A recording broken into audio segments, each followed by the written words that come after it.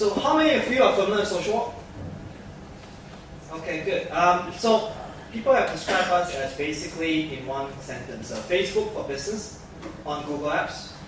So if you guys probably have used Facebook, right? The feed-based format where you just post and share. So imagine taking that scenario and applying to an organization or closed group. So that's what we do, right? So we do group sharing, as the slide says, for private work groups. So in this case, you could actually, you can see here, this is a screenshot, for example, right? This is a little bit of Socialwok. You can see, basically, it has a feed, and you can share things like Google Docs. So we help people share, collaborate, and find archive information in the group. So let me go to the web browser version. So this is the example. We are very tightly integrated with Google. So for example, let me just log out and start from the fresh. So if I go to the Socialwok website today, right, and say you have a Google Apps domain, right, you guys can try this. Or you have a business that uses Google Apps, or you can use Gmail. So for example, I can just use Socialwok. And you can see live that we use Google Apps to authenticate. And once you sign in, once you log in, everything is Google-based. We help you share. And anyway, if you look at this, it's very Google-ish, right? For those who have used Google before, you click here, you open up your Google Mail, Calendar, Docs, and you can see this is the home feed. So this is my own company one. We share information this way, and I have a client who has shared this with me. So you can see it's a feed-based format of sharing, right? And you can make it everything searchable. So if I want to find a file, say a PDF, right? I just type PDF, and instantly I can find the files and the updates associated with it. We even help you share your emails. You can see here. So if I want to read more on the email, yeah, this is the email on a recent award that we won. So we even have the PDF associated email. So that is in a nutshell Socialwok. So now, we launched in TechCrunch last year and won the Demo Pit Award. So ever since then, we have come quite far actually. You can see here, we are not only on the web, we're also on the desktop. So how many of you guys use Sysmic or familiar with Sysmic? Okay, good. So Sysmic is a web client like TweetDeck, right, where you actually access. So we actually have a desktop client like that. And of course, we just launched on Tuesday iPhone and Android version. So today I'm going to talk about Android. So before I go there, let me demo. For those who read TechCrunch often, you might have seen this.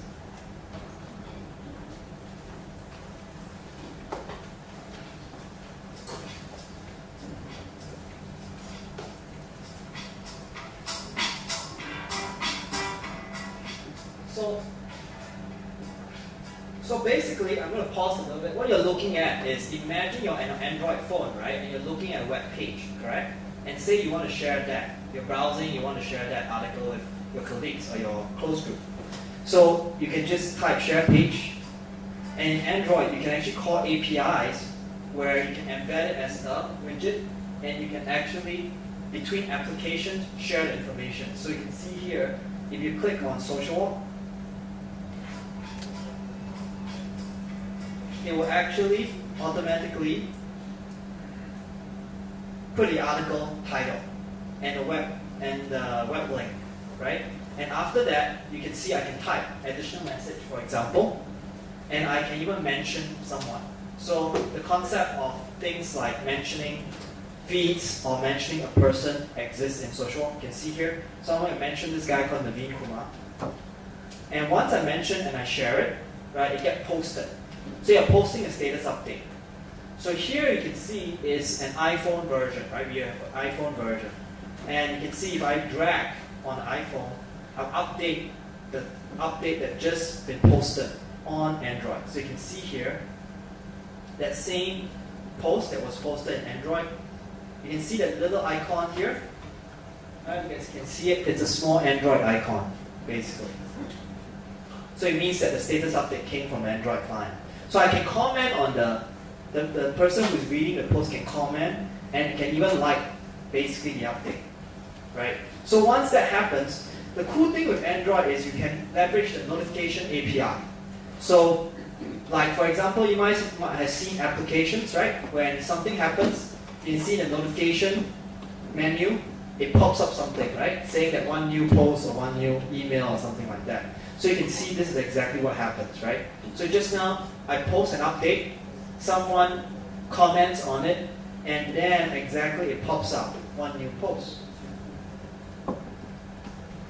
So you can see here the notification framework of Android allows you to do things like that. You can say, hey, a new post, and you can say from who.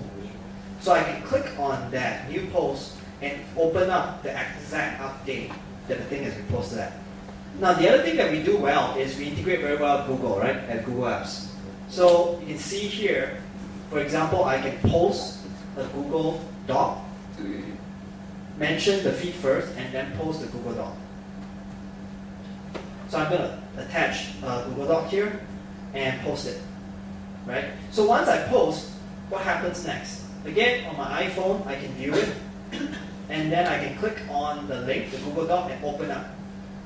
So that is what we have done on the mobile in terms of collaboration. So if you guys want to check out Socialwok, it's a free application for your organization. You can check it out, and then you can even download the app. It's available in the App Store on both Android and iPhone today. Just go to socialwok.com/iPhone and /Android and you can get it. So that's the demo I wanted to show. Before I continue, do we have any questions? Okay. So now, what I want to talk about today specifically is how we did some of those things I mentioned, right? If you see, so some of the features that you can do on Socialwok, maybe those guys are passing the phone, you'll see it. You can actually do things like access the camera. You can also access the context of the Android phone, right? Because every time you call someone, or even in Android case, you can actually sync your Google contacts to your phone. You can actually access those. So here, I'm going to start and talk about some of the APIs that we use. For example, there's this thing called Account Manager API, right? What is that? The Account Manager API is what, if you go to your settings and you look at your accounts, you can see that you have actually, for example, have a Google account or a Gmail account, it actually shows up on the left, right? Like this. So one of the cool things we've done with Socialwok is instead of making you enter your username and password again, you just click, for example, the first guy, right? And then what will happen is we'll ask you to authenticate. And once you authenticate, we'll store the token, and never again do you need to authenticate until you log out. So that's the beauty of the Android integration. You can actually call it, it's stored native to the phone. So instead of making the guy always, every time he needs to create an account, store the password, remember it, it's just one click. So that's the Account Manager API. So if you want to use your web application, I highly recommend to use that for authentication. It's stored locally. So the other thing that we used was this thing called the Context API. So how many of you have actually looked at your contacts on your phone, right? You can click on the person, and sometimes if it's a person that you have email and Gmail, they might even pull the picture of the person, for example, like this.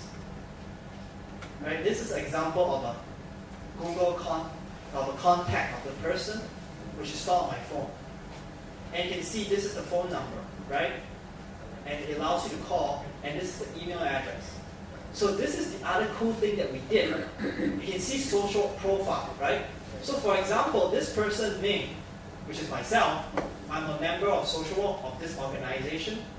So in this, I can store the guy's profile. Just like you can see on your phone, sometimes Facebook has this thing called a Facebook profile, right? If you click on the guy's Facebook profile, it will actually bring you to the guy's Facebook profile. Same thing happens with Socialwok. If you click on the Socialwok profile, you can actually see in Socialwok's case, the feed of what this person in your organization is doing. So you can see, for example, this feed, and if you click info, you'll see more details. So that's how you can leverage the Context API to merge contacts together. To merge contacts from the phone, to merge the profile from your application onto the phone, so you can do things like that. Now, Camera API. So one of the cool things that we have done is you can actually, on our, because we are something like Facebook for business, what if, and this has happened a few times, right?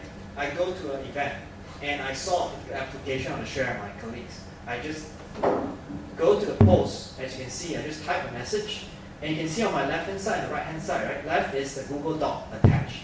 I can attach Google Doc, or I can click the camera.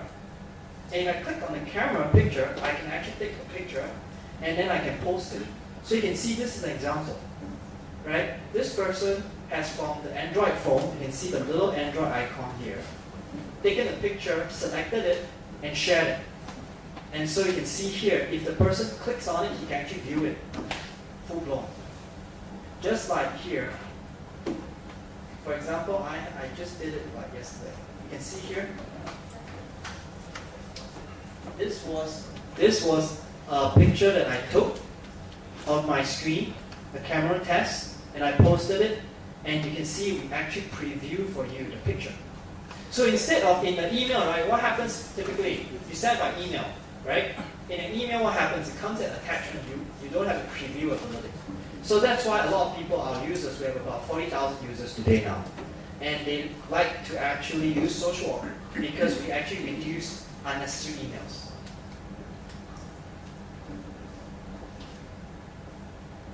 Now, I mentioned about notifications API. So some of the cool things that we have done is, for example, on the left-hand side, right? What we do is every time we periodically check, just like Facebook periodically checks whether you have new emails or Gmail, or new updates in our case, right? In the same Socialwok case, in Facebook case. So if I have a new update that happens, I'll actually pop up. You can see here, in the notification framework of Android, you can actually, here, if I have 2 new posts, for example, it will actually show up here on the left-hand side with the number 2. And this is, someone mentioned me. You can see someone mentioned Ming Yong, that's me. So he mentioned me, it also as part of the notification API. So in the notification API, you can actually tie many events of your application to that notification API, such that when that happens, it triggers the notification and comes to you, just like on your right here. You can see I got mentioned, and there's 1 new post. So that's kind of the cool thing you can do with the API. Bringing attention to the user. Now, one other cool thing that we have done and is that you notice on certain not so well designed applications, right? What happens? You click on something, it's very slow, correct? Because what happens, it goes to fetch the data over the network. It tries to fetch the new updates, right? I don't know if Facebook actually syncs the data. I actually think Facebook doesn't. I can't remember exactly, but anyway, sometimes you notice in Facebook app for, say, for example, Android is slow because it actually goes and fetch new ones. But with Socialwok, we did it a little differently. What we do is we actually use the sync adapter API. So this is kind of cool. We actually store all the application data, including all the pictures that you saw, right? All the updates, everything is stored locally. So we fetch it and we store it. And in fact, when you search for it, right? We have this thing called a search function on your phone. You can actually search for information. When you search for it, we're actually searching the local phone updates. So why do we do that? The reason for doing that is because it greatly increases your performance. You're not trying to fetch something, right? Because sometimes you may be in a train, in MRT. What happens? The signal goes down, right? So if you're actually fetching data, it actually is slow. So it helps a lot with offline access. And also more important, even if you're online, if you have the data locally, it's always going to be faster. Now, the cool thing about Android data synchronization API is that it's native. And if you go, so how many of you guys have programmed for iPhone before? Any of you guys have done iPhone? So if you try to look for iPhone, right? iPhone actually doesn't have this data synchronization API. It's not part of the OS, actually. So you have to actually write your own way to actually store everything to SQL-like, right? iPhone has this SQL-like. database. So you have to actually write your own functions to actually say, I want to store, I want to retrieve. But in Android, you actually have some native functions you can call as part of the sync adapter API, object writer. So you don't have to worry about these things. So that's the nice thing. Now, before I end, I want to talk about some of the cool things on Android and what we have done in our own experience, right? I don't know if you guys have tried this, but on your Android, you can actually do this. Some applications have this thing called widget. You can actually install this widget on the phone. So here is an example of the widget. I can't remember if Facebook actually has this widget. So, but I think for Socialwok, you can actually click here, and you can actually type the message, and just click share. So all from your phone desktop actually, or for your phone that screen page. And then every time a new post happens, it will show up right here. So just now in the video, I'll also show you something cool. If you have created this as a widget, you can actually also share because Android will actually identify your application as a widget app. So widget apps can pass information between each other. So here you can see just now an example, right? I shared a web page, web link. I can share it to the phone knows that it exists called Social. So when you click share via, it will actually show right there. So I have this. Okay. So that's all. That's all I have to present. So maybe I'll open up for questions. Yes. You mentioned that you are able to store data locally. Yes. Is that, Can you hear me? Okay. Yeah. When you store data locally to the SQL database, is there a limit to the size, and whether this storage can be configured to reside in the SD card? As part of the, let me just pull up the sync adapter API. So, yeah, the sync adapter API, if you look at the API, they have actually a lot of functions, sub-functions that you can actually do things like, how often do you want to sync? Sync to where? Are you syncing to the file system, which is, in this case, the SD card, right? You can store it to the SD card specifically, or you can store it on the phone's own native file system. Or you can sync to the SQL-like database that runs as part of the Android phone's, on the Android phone itself, the file system. So the answer is yes, you can choose. But there is one thing to note about the sync API. So this is part of the disadvantage of the sync API. As much as it's a native framework, right? The problem is you actually cannot control it exactly very finely. So this is what I mean. This has happened to us a few times, right? When our application, where I'm looking at it and I'm saying that the thing keeps syncing, right? When it syncs on Socialwok, let me just show you. When it syncs on Socialwok,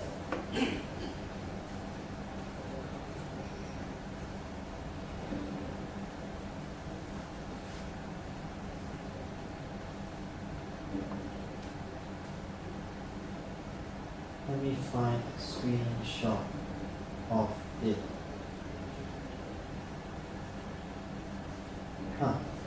Okay. You know what? Let me just go to the screenshot instead.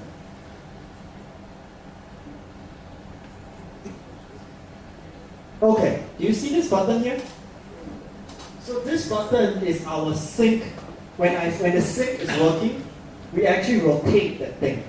So what happens is that it has occurred on several occasions for us where a third-party application, nothing related to us, it could be, say, Facebook app, right, is doing its own thing. Is using the sync adapter for its own purpose.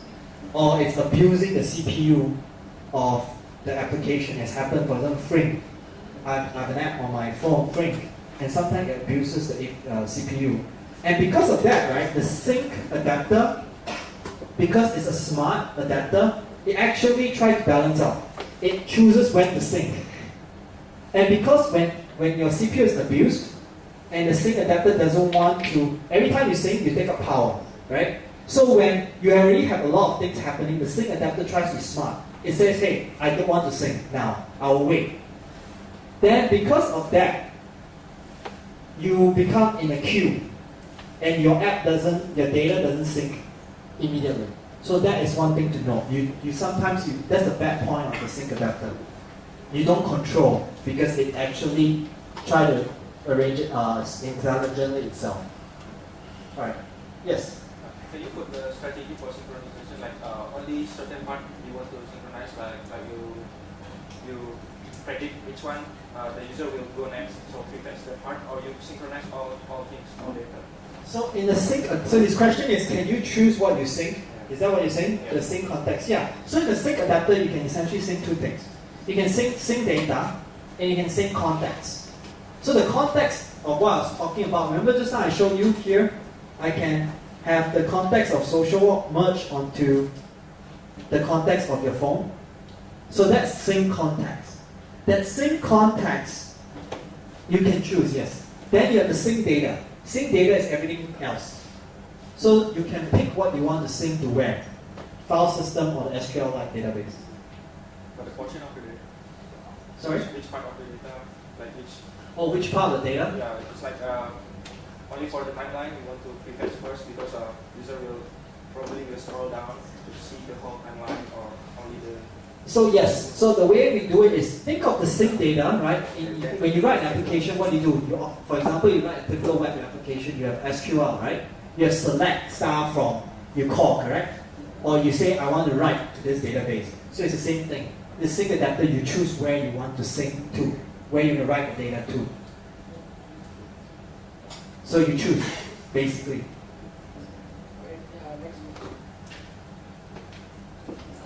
Video upload is possible there? Sorry? Video upload What do you mean video upload? means like photo upload, Oh, the video. sharing. And can you use camera for video? No, so in our case, right, it's strictly pictures. But we didn't write a function to do video. I mean, I suppose you could, but to be honest, most of the time, people that uses us use pictures most of the time. They just take a picture. YouTube video or some other video link also we can Sorry? like in Facebook we can use YouTube video link or some other. Oh, you mean you can share YouTube video? Yeah, you can do the same thing here. You can just put the link. You just put the link there and you just post. Same thing. We'll handle it.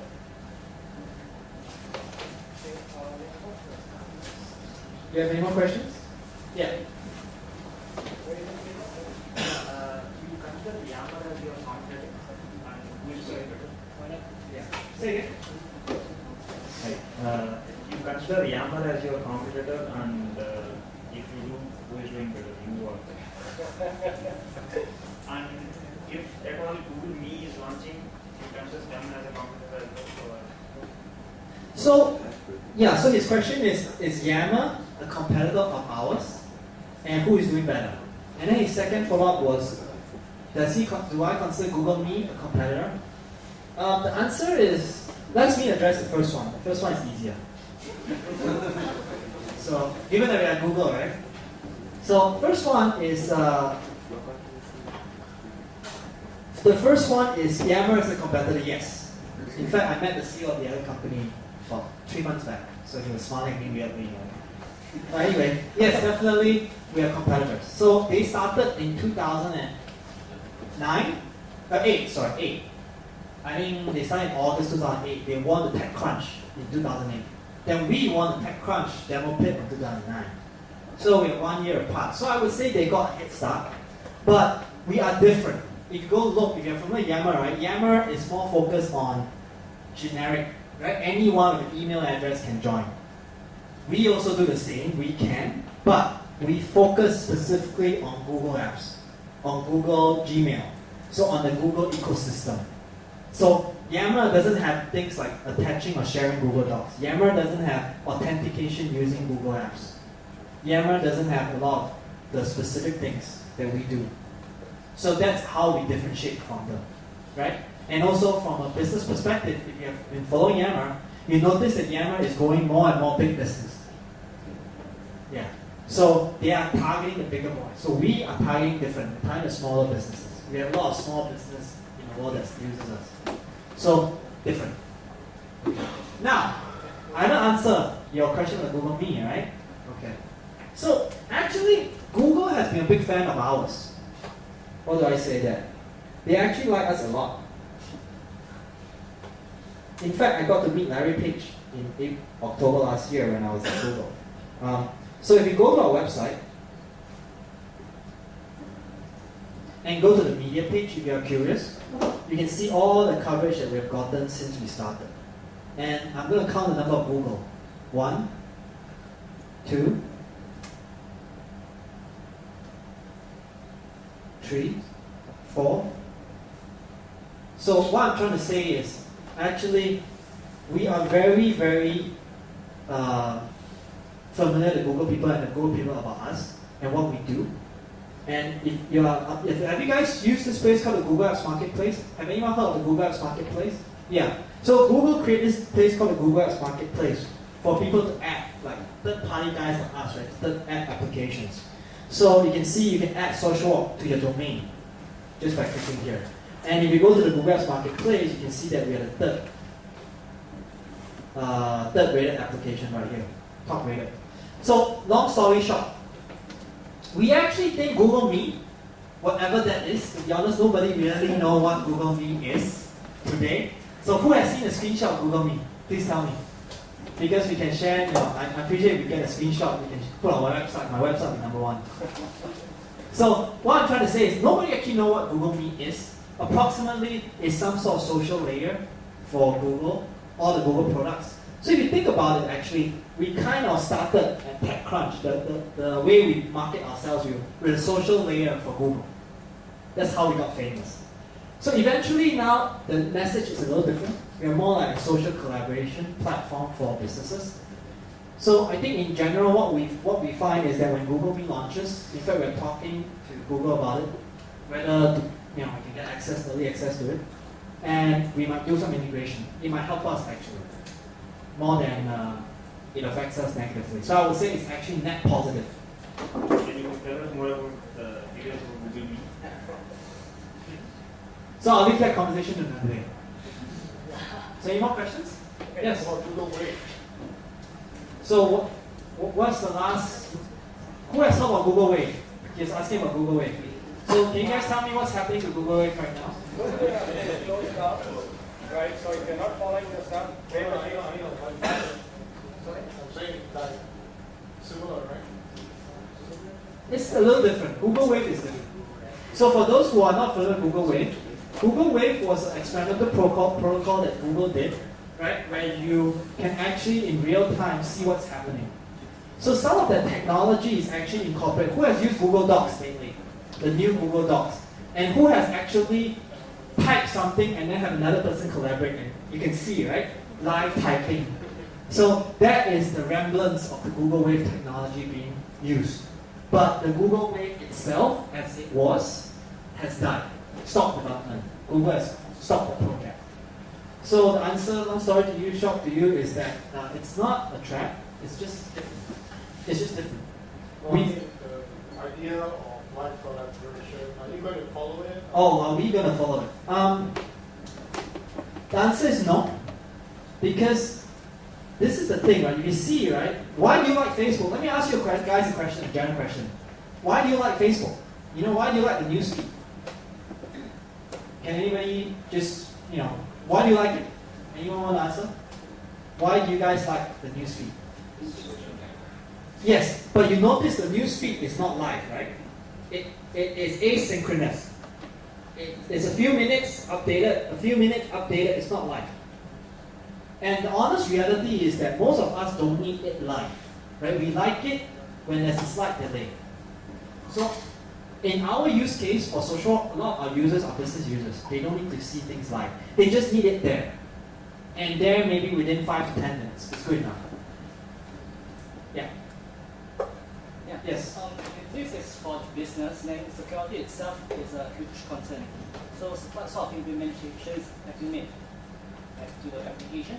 Yeah. But I don't want to go too much offline. So I want to, if you guys can ask me more questions back to the Android, that'll be better. Because we're going to keep this. But anyway, let me just answer that question.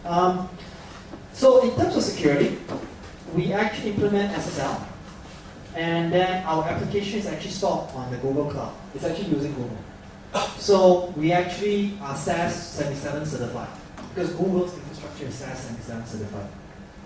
Right? But do you have remote wipe or something? Because if someone picks up this phone, it can get all this information. Are you talking about the phone, the application, the Android thing? Application. Oh, no, we don't implement the remote wipe. The wipe will have to be done by your Google account. So Google Apps has this thing called the remote wipe capability for the paying customers of Google Apps. Or I'm not sure, do they have it for free? The free version, you can do a remote wipe, the domain admin. But I know that in the paid version, certain companies, the admin can actually remote wipe the Android phones or iPhones. So in our case, we don't do it for you. It's Google that does it. If you lost your phone, you can get the domain admin of your Google Apps domain to actually remote wipe your phone. No, and it will be the whole phone, every single thing, everything including Socialwok data is lost. Maybe we'll have 2 more questions before we end. Yes, yes, gentleman at the back. It's out of the Android topic, but I'm just curious what's your company business model? Say again. Your company's business model. Oh, what's our business model? So our business model is the following. Sorry? No, we're not taking offline. Oh, you're taking offline. Oh, okay, yeah. You know, why not? Yeah, why not? I'll be around a few minutes. Why not? You just ask me. One more question. Yeah, let's take a question related to the presentation. Okay. Back to the security issue. Yeah. So you mentioned the data are stored in the database. So is it encrypted? On a local phone. Local phone. No, the data is not. Is it? No, the data is not encrypted. It's just stored in the local database. The answer is no. So if you're a clever hacker, you can actually access a lot of the phone data by just taking the phone and routing it and hack it. But this is not specific to Socialwok. I cannot hack your Facebook data on that. Facebook doesn't store encrypted, I'm pretty sure too.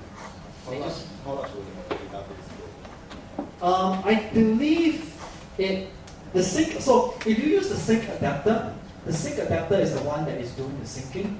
So there are some algorithms that they have implemented in terms of spacing that out, but I believe it goes as big as you can store on your phone. So is there a way you customize it? I believe there is, yes. I can't remember exactly. I didn't do this part of the work. My colleague did. But I believe you can actually. Thank you. Okay. Alright. Okay, so any more questions, you can take it offline with the speaker after this one.